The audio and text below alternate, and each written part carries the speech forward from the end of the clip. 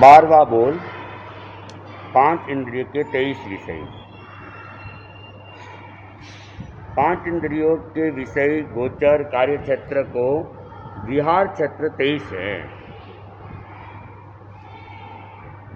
संक्षेप में श्रोतेंद्रिय का शब्द, चक्षुरेंद्रिय का रूप, घ्राणेंद्रिय का गंध, रसनेंद्रिय का रस और स्पर्शनेंद्रिय का स्पर्श, इस प्रकार प्रत्येक इंद्रिय का एक एक विषय है। विस्तार से इनके 23 विषय बन जाते हैं। तो 5 जो इंद्रिय हैं, हर इंद्रिय का अपना अपना एक विषय है। तो वैसे तो संक्षेप में 5 विषय हो गए, लेकिन जब उनका विस्तार करने जाएंगे तो वह 23 प्रकार के 23 विषय हो जाएंगे 5 इंद्रिय के। संसार के समस्त पदार्थ 2 भागों में बांटे जा सकते हैं, मूर्त और अमूर्त, जीव और अजीव, नहीं रूपी और अरूपी। जिसमें वर्ण गान रस और स्पर्श हो वे मूर्त है, और जिनमें वर्ण आदि न हो वे अमूर्त है। इंद्रियों से केवल मूर्त पदार्थ ही जाने जा सकते हैं, अमूर्त नहीं। अमूर्त पदार्थ कौन कौन से हैं? जो दिखाई नहीं देते वो दिखाई नहीं। कौन कौन से? अंदर भीतरी जो चीज़ें हमें दिखाई नहीं दे रही है, जो सूक्ष्म जीव वगैरह ये हमको दिखाई नहीं दे रहे, यही है। और सूक्ष्म जीव वायुकाय के जीव है, जैसे सूक्ष्म वो दिखाई नहीं दे रहे हमें, और जो आंतरिक में भीतर में जो है वो हमें तो दिखाई देता है नहीं। भीतर में जो भी होता है वो दिखाई नहीं देता। तो एक्सरे में देख लो ना, सिटी स्कैन में देख लो, कंप्यूटर पे सारा दिख जाएगा। जो नहीं दिखाई देने वाले जीव होते हैं, धर्मास्तिकाय, अधर्मास्तिकाय, आकाशास्तिकाय, काल और जीवास्तिकाय, ये सब अमूर्त है। उद्गलास्तिकाय है वो मूर्त है।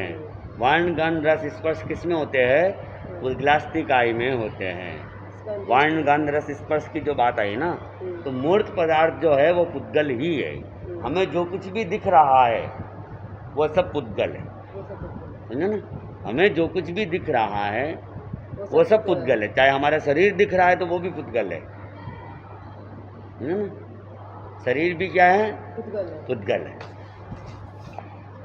जिसमें भी वर्ण मतलब रंग, गंध, रस या स्पर्श है वह पुद्गल है, और वह मूर्त है, और वह अजीब है।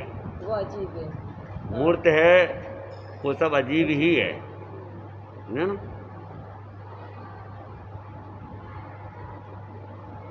5 इंद्रियों के 5 विषय या 23 भेद अलग अलग वस्तु न होकर एक ही मूर्त द्रव्य के पर्याय है, यानी पुद्गल के ही पर्याय है। जैसे एक लड्डू है, उसको भिन्न भिन्न रूपों में 5 इंद्रियां जानती है। अंगुली छूकर उसका शीत उष्ण आदि स्पर्श जानती है। जीभ चखकर उसका खट्टा मीठा आदि रस जान लेती है।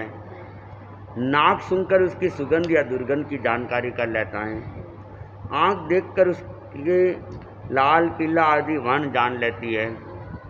कान उस लड्डू को खाने से उत्पन्न होने वाले शब्दों को सुनने से वह ताज़ा है या कई दिनों का है जान लेता है। शब्द जैसे ही हुआ, बूंदी चबाई और कर कर की आवाज़ आई, इसका मतलब सूख गई ये बूंदी।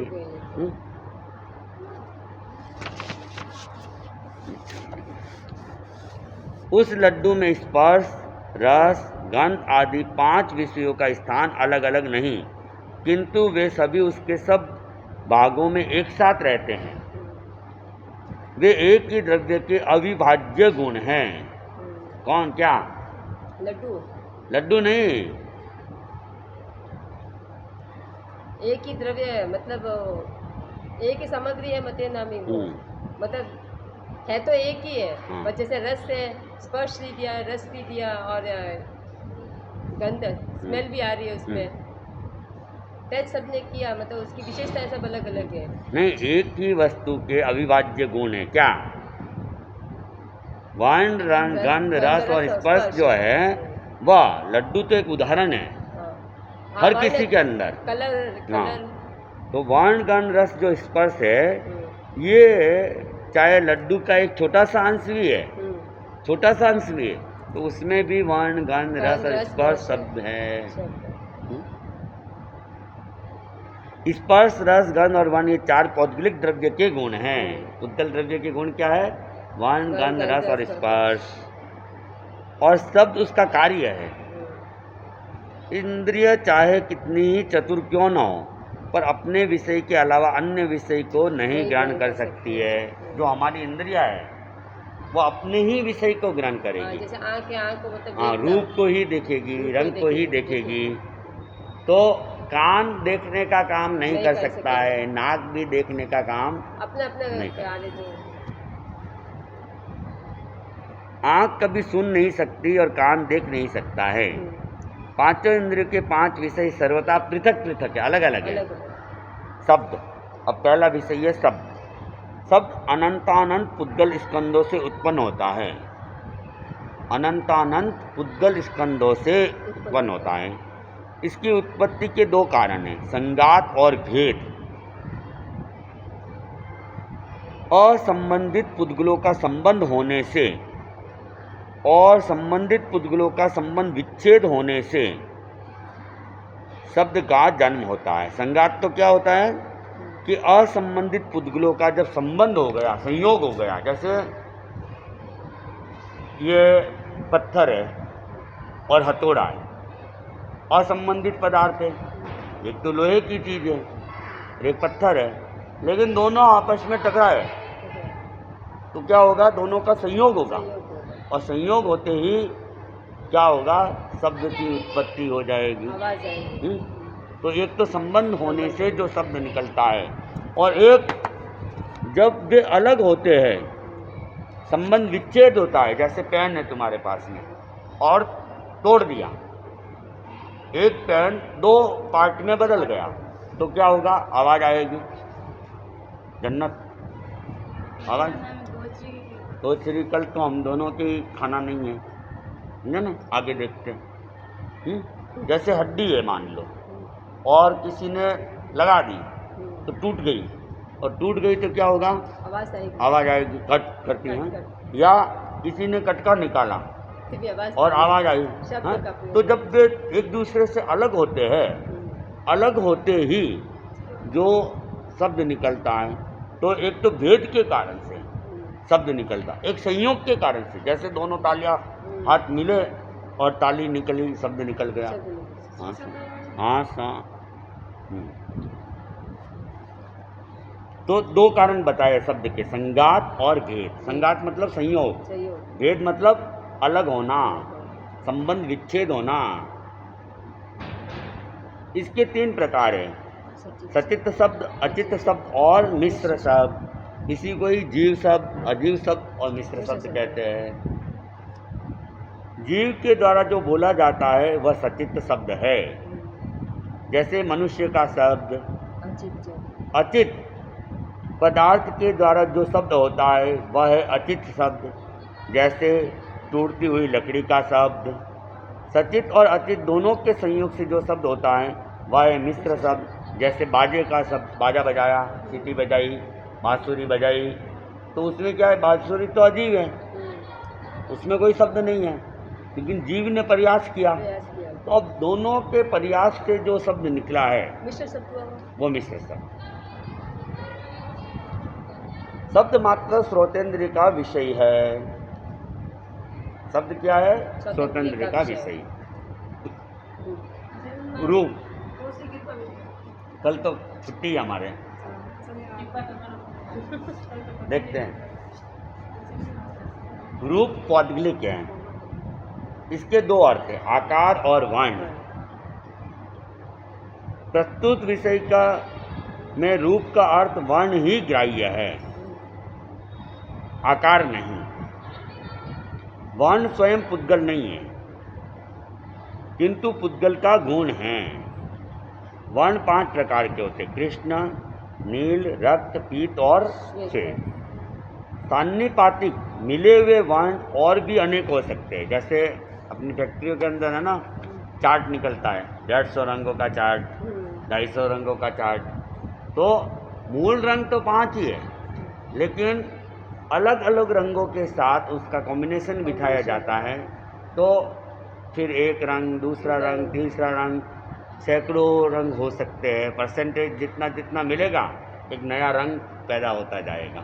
2 रंगों को मिलाया, 3 रंगों को मिलाया, 4 रंगों को मिलाया, और उसमें भी एक को 10% लिया है, एक को 20% लिया है, एक को 10 और 30 लिया है, एक को 10 और 40 लिया है।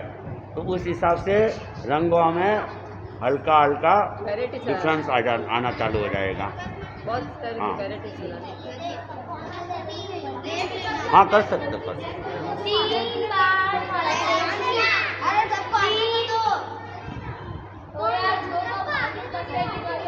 हाँ भाई बिट्टू,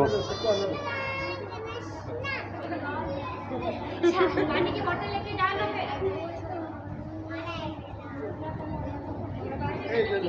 उसको घुमा दो, बच्चों को वंदना करके ला जाएगा। अच्छे से वंदना करें, आपका वीडियो आ रहा है। थोड़ा पीछे, दूर पीछे, से, चलो पीछे, दूर पीछे, से, दूर से। पीछे, पीछे, पीछे।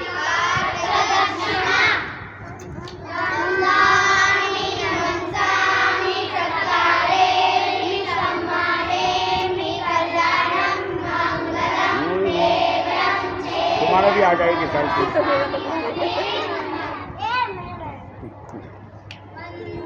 हाँ, सेल्फी आ गई।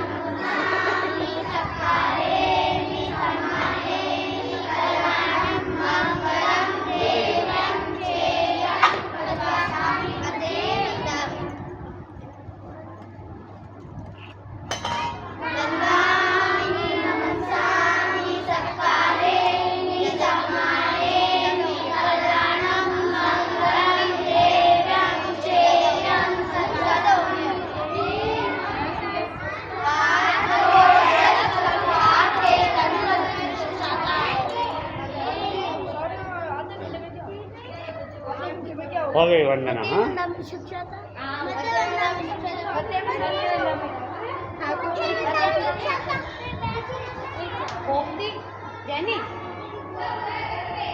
हाँ शाम। माइक तो नहीं लगाया आज? माइक भगवान ये बिना चार्जेबल, इसको चार्ज करने की कोई जरूरत नहीं। वो तो गड़बड़ करते हैं कभी कभी। फिर आवाज नहीं आती। परसों सुबह भी गड़बड़ हो गई, 5 मिनट लास्ट का है ही नहीं। सुक्षता महाराज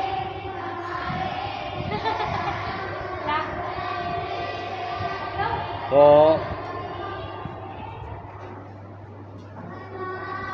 सान्निपातिक वर्ण और भी अनेक प्रकार के हो सकते हैं, मतलब जो मिलने से जो बनते हैं वो अनेक प्रकार के हो सकते हैं। जैसे एक गुण श्वेत वर्ण के साथ एक गुण कृष्ण वर्ण के संयोग से होने से कापोत वर्ण हो जाता है। श्वेत और कृष्ण दोनों मिलेंगे तो फिर कापोत जैसा हो जाएगा। रूप मात्र चक्षु इंद्रिय का विषय है। रूप किसका विषय है? आँख का विषय है, चक्षु इंद्रिय का विषय है। गंध, गंध भी पौद्गलिक है। इसके 2 भेद हैं, सुगंध और दुर्गंध। सुगंध इष्ट परिमल है, इसके मन और इंद्रिय प्रसन्न होते हैं। दुर्गंध अनिष्ट परिमल है, इससे मन और इंद्रिय व्याकुल होते हैं। गंध मात्र ज्ञानेंद्रिय का विषय है। ठीक है, सुगंध और दुर्गंध वही है। एक इष्ट है मतलब बहुत अच्छी है, प्रिय है, एक अप्रिय है। तो अप्रिय है तो मन प्रसन्न हो जाएगा, अप्रिय है तो मन बेचैन हो जाएगा, परेशान हो जाएगा। रस, रस भी पौद्गलिक है। ये 5 प्रकार का है, तिक्त, कटु, कसाय, अम्ल और मधुर। सौंठ तिक्त है। सौंठ मतलब सूट है, अदरक। अदरक। नीम का रस कटु है, कड़वा है। कड़वा। कटु मतलब कड़वा। हरड़ कसेला है, हरड़े आते ना। और इमली का रस अम्ल होता है, खट्टा होता है। और चीनी का रस मधुर होता है। रस मात्र रसनेंद्रिय का विषय है। अब स्पर्श, स्पर्श भी पौद्गलिक है। 8 भेद। उसके 8 भेद है। शीत, उष्ण, स्निग्ध, रुक्ष, लघु, गुरु, मृदु और कर्कश। इनमें आदि के 4 स्पर्श मूल के हैं। 4 जो स्पर्श है मूल के वो मूल के हैं, और अंतिम 4 स्पर्श उनकी बहुलता से बनते हैं, आपस में मिलने से। लघुता, गुरुता, मृदुता और कर्कशता आपेक्षिक है, अपेक्षा से मतलब व्यवहार दृष्टि से पदार्थ गुरु लघु, एक तो गुरु, एक लघु, एक गुरु लघु और अगुरु लघु। आकाश अगुरु लघु है, अगुरु लघु 4 प्रकार के होते हैं, मतलब अगुरु लघु ये 4 प्रकार के हो गए। पत्थर गुरु है, दीपशिखा लघु है, हवा गुरु लघु है और आकाश अगुरु लघु है। परंतु निश्चित दृष्टि से न तो कोई द्रव्य सर्वथा लघु है और न सर्वथा गुरु है। पत्थर आदि गुरु है तो भी प्रयोग से ऊपर चले जाते हैं। भारी गुरु होगा तो क्या होगा, भारी होगा तो नीचे जाना चाहिए, लेकिन कोई उसको ऊंचा लेगा तो किधर जाएगा। तो प्रयोग करते हैं, तो इसलिए अगर केवल गुरु ही कहेंगे तो नीचे ही जाएगा, लेकिन ये अपेक्षा से कहा गया है।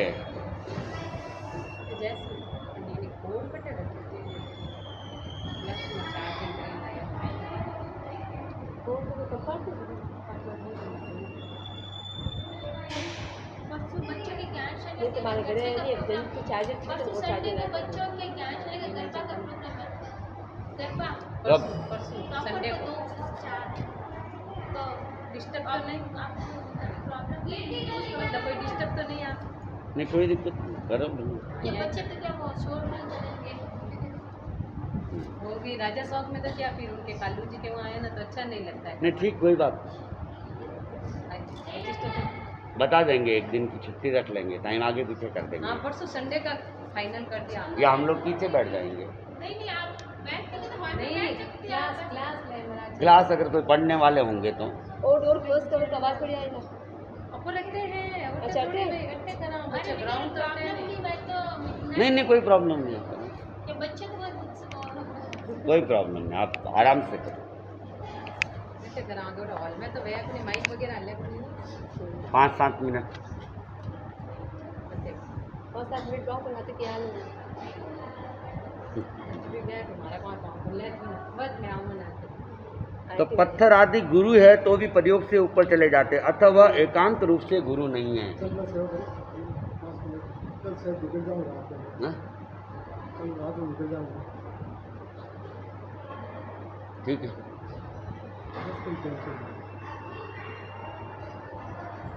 एक बार सेवा कर लीजिए, फिर देखो कल हमारे उपवास रहे वेला, देखो मैं बात करूँ एक बार 3:30 बजे डॉक्टर में कितना बजे जाना है?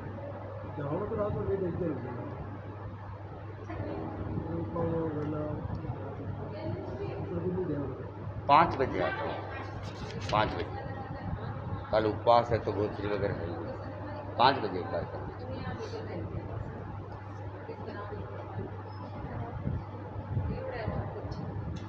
और छत से गिराया हुआ रुई का पुंज भी नीचे चला। रुई तो क्या होती है, हल्की होती है, हैं? लेकिन वो भी कहाँ चली जा रही है, नीचे जा रही है। अतः वह एकांत रूप से लघु भी नहीं है, किंतु रुई की अपेक्षा पत्थर भारी है और पत्थर की अपेक्षा रुई का पुंज हल्का है। ऊपर तथा नीचे जाने में लघुता और गुरुता निश्चित रूप से कारण नहीं है। मुख्यतः जो ऊर्ध्व गति परिमाण वाले पुद्गल है वे ऊर्ध्व गति करते हैं और जो अधोगति परिमाण वाले हैं वे अधोगति करते हैं। ऊर्ध्व गति परिमाण से धुआं नीचे से ऊपर जाता है, धुआं क्या करेगा, ऊपर जाएगा, और अधोगति परिणाम से वस्तु ऊपर से नीचे की ओर जाती है। जैसे ऊपर से कुछ भी फेंकेंगे नीचे आएगी। यहाँ पर ऊर्ध्व गति परिमाण और अधोगति परिमाण ही कारण है, गुरुता और लघुता कारण नहीं है। परिमाण का परिवर्तन होता रहता है, परिवर्तन स्वभाव से भी होता है और प्रयोग से भी होता है। अब ये जो परिमाण है इसमें भी परिवर्तन किया जा सकता है, एक तो अपने स्वभाव से ही परिवर्तन हो जाएगा और दूसरा कोई प्रयोग किया अपन ने तो प्रयोग करके उस चीज़ को ही हम ट्रांसलेट कर दी तो वो परिवर्तन आ जाएगा, उसके गुण धर्म बदल जाएंगे। जैसे उदाहरण के तौर पे कोयला है, तो कोयला तो कैसे नीचे जाएगा। लेकिन उस कोयले को हमने प्रयोग किया, केरोसिन डाल दिया उसके ऊपर, अब उसको हमने जलाया तो उसकी अग्निशिखा कहाँ जाएगी? ऊपर जाएगी, ऊपर जाएगी, ऊपर और जाएगी। धुआं निकलेगा, वो भी ऊपर जाएगा। जितना जितना आप डालते रहोगे वो लास्ट तक जब तक ख़त्म नहीं हो, अब उसको आग देते रहोगे तो वो ऊपर ही ऊपर जाता रहेगा, ऊपर ही जाता रहेगा, ऊपर जो नीचे जाना चाहिए था, लेकिन हमने प्रयोग से उसको ऊपर की तरफ भेज दिया। जैसे पानी है, पानी का स्वभाव है नीचे जाएगा, लेकिन आपने पाइप को दबा के ऊपर की तरफ किया, फोर्स दिया या फव्वारा चला दिया, तो वो प्रयोग किया तो वो पानी अब फव्वारे से कहाँ जा रहा है? ऊपर की तरफ जा रहा है। मोटर आपने चालू कर दी तो पानी को जाना तो नीचे चाहिए था, लेकिन वो पानी नीचे से ऊपर टंकी में जा रहा है। तो ये प्रयोग से हमने उसको ऊर्ध्व गति करवा दी।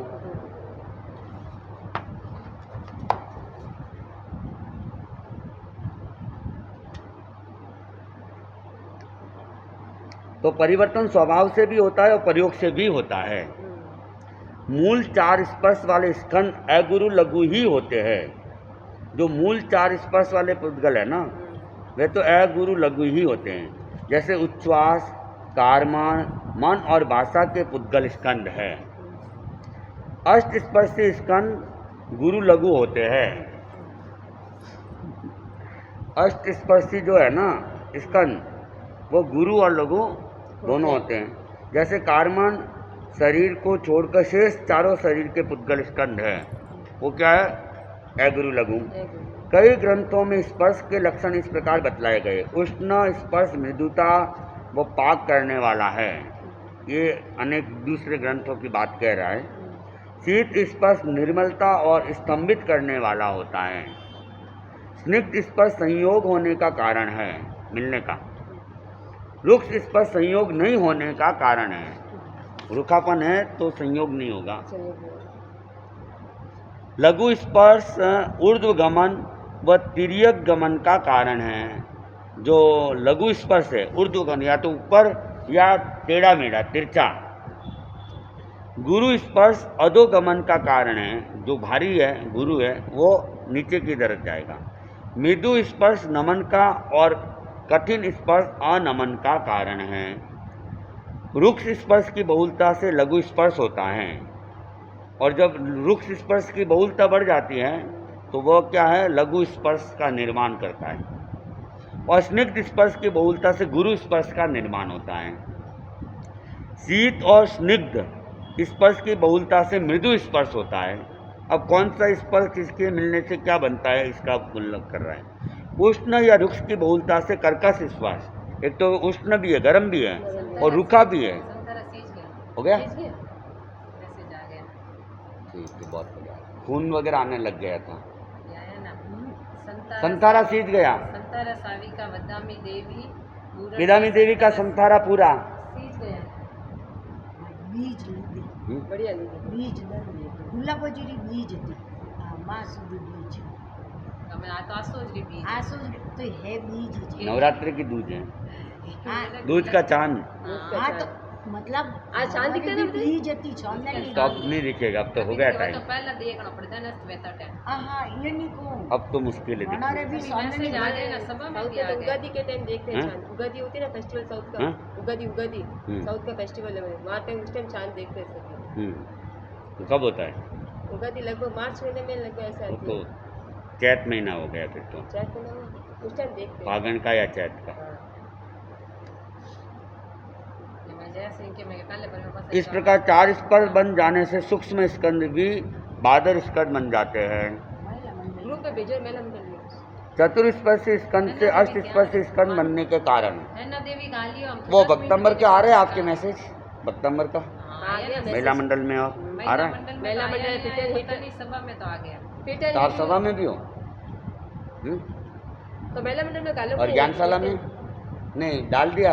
ज्ञानशाला ग्रुप में मैंने नहीं गाला, भी डाल देती हूँ। महिला मंडल में नहीं आया हूँ। तो महिला मंडल में गालो हाँ, मैं गालू लाला कंचन गाले पासा। पर गंछंडे ने थे गालो ने तो कोई कोण गाले लागे गालो तो भाई गाल तो मुडी लेट करूला अच्छा હું ડિલીટ કીધો તો કોઈ કામ આવે હું ડિલીટ કરી શકું એડમિન અને કોઈ બી કરી શકો આપણે ડિલીટ कर हाँ, सको हाँ। હા કઈ એડમિન में તમે કોઈ બી કરી શકો ડિલીટ जो एडमिन है ना હું કઈ વાર મેસેજ ડિલીટ કરું મતે ના ડબલ મેસેજ પર ગાલે મતે ના हम्म, ये बना के डाला हम्म। और शायद लिंक भी भेज दी साथ में किसी को भी मतलब जुड़ना है तो नाम निकालना तो ये बात જોડે कितने हुए मुझे हाँ कितने हुए जोड़े अभी तक तो अभी ये तो कल से ही डाल थोड़ी रहे हैं महाराज भी पासी घर मेहनत कर रही नहीं मैं नहीं वे लोग खुद ही करेंगे ये ललित और अभिनंदन आप वगैरह भी थोड़ी प्रेरणा दोगे ना नहीं, वो तो फिर प्रेरणा हो तो हम दे जाएगी। देंगे। हाँ मतलब घरों में थोड़ा बोलेंगे ना आ गया ठीक है और ये लिंक भी दिया है हम्म। मैं होगा हुआ रखा सा हाँ डाल दो ना क्या था ना महाराज ने कहा था मरा इयो मने देर करनो ही नहीं मरा कोई करे गालो ने लारे पासो गाले नहीं दो जणियो ये उड़ा देगी चेक करेगी थोड़ी वो देर तो बाद चेक उड़ा तो मई उड़ा सो एडमिन तो मई हूँ मरा अच्छा तब मेरे ठीक को है पता नहीं है कि एडमिन है कि मतलब उड़ा सकते कि नहीं उड़ा सकते ये मेरे को अभी पता नहीं। साल 2 साल से चालू हुआ दिखता है ये ना मेरे ऐसे को पता नहीं ये एडमिन उड़ाने का वाला नहीं अपने में क्या जितने अपने मेंबर ग्रुप में बनते ना होते हैं तो एडमिन में एडमिन कोई भी मैसेज डाले ना एक्स्ट्रा मैसेज आए तो वो डिलीट हो सकता है डिलीट फॉर वही। एवरीवन तो वो उसमें ऑप्शंस आते हैं फिर वो जाता है उसमें चतुष्पद स्कंद से अष्टपद स्कंद बनने के कारण शीत उष्ण निध रुक्ष रे सूक्ष्म ए चिव मूलगा यानी तो मतलब ही नहीं आपके आएगा भी नहीं वो लिंक भी भेजो ना साथ में ये तो भगवती की जोड़ का है कैमरा हाँ? वो लिंक भी भेजो साथ हाँ हाँ क्योंकि फिर वो क्या है, फॉर्म भरने होंगे ना हाँ तो डायरेक्ट भर सकते यही पढ़ा मुझे नीचे वाले हैं स्पर्श आदि पौद्गलिक होने के कारण मूर्त है मूर्त होने के कारण इंद्रिय गम्य है इंद्रिय के द्वारा जाने जाते हैं जाने जाओ यह कोई नियम नहीं कि जितने मूर्त पदार्थ हैं वे सबके सब इंद्रिय द्वारा जाने जा सकते हैं परमाणु मूर्त है तो भी इंद्रिय गम्य नहीं है अनंत परमाणु का एक स्कंद बनता है तो भी जब तक सूक्ष्म परिमाण की निवृत्ति और स्थूल परिमाण की प्राप्ति नहीं होती तब तक वह भी इंद्रिय गम्य नहीं बनता है जितने पदार्थ दृष्टिगोचर वे सब मूर्ति है जो दिख रहा है वो तो मूर्ति ही है लेकिन सारे के सारे मूर्त पदार्थ भी हम नहीं देख पाते हैं अनंत प्रदेशी स्कंद सूक्ष्माति सूक्ष्म यंत्र से जो दृष्टिगोचर होते हैं वे भी अनंत प्रदेशी स्कंद ही है परमाणु आदि प्रत्यक्ष ज्ञान के बिना दिख नहीं सकते जो परमाणु आदि है तो प्रत्यक्ष ज्ञान यानी अवधि ज्ञान आदि बस ये तो हो गया 4 लाइन ही लगभग ये तो बीच में वो मैसेज की नहीं बात होती ना सही डिस्टर्ब कर लिया मैंने शब्द आदि जितने भी इंद्रिय विषय है वे सब अनंत प्रदेशी स्कंद है अतः इंद्रिय ज्ञान की सीमा में है स्थूल परिमाण वाले पुद्गल स्कंद इंद्रिय द्वारा जाने जाते हैं और सूक्ष्म परिमाण वाले नहीं जाने जाते हैं यदि ऐसा मानना जाए तब तो कहना होगा कि सामान्यतः जो आंखों से दिखते हैं वे स्थूल है और यंत्रों की सहायता से दिखते वे सूक्ष्म हैं परंतु बात ऐसी भी नहीं है दृष्टि में आने वाले सब स्थूल हैं चाहे वे आंखों से देखे जाए या बाह्य साधनों से यदि कोई ये पूछे कि यदि ये स्थूल है तो फिर पर्याप्त सहयोग के बिना दिखता क्यों नहीं है इसका उत्तर यह है कि इंद्रिय ज्ञान में बाह्य साधनों की अपेक्षा रहती है जब तक इंद्रिय को बाह्य सामग्री से पूर्णता प्राप्त नहीं होती तब तक वह अपने विषय को पूर्णतया नहीं जान सकता है समझा ना अब अक्षर मुझे दिख रहा है चश्मे के सहारे से दिख रहा है तो इसका मतलब ये नहीं कि सूक्ष्म थे और ये तो यंत्रों से भी दिख रहा है तब भी वो स्थूल ही है चलो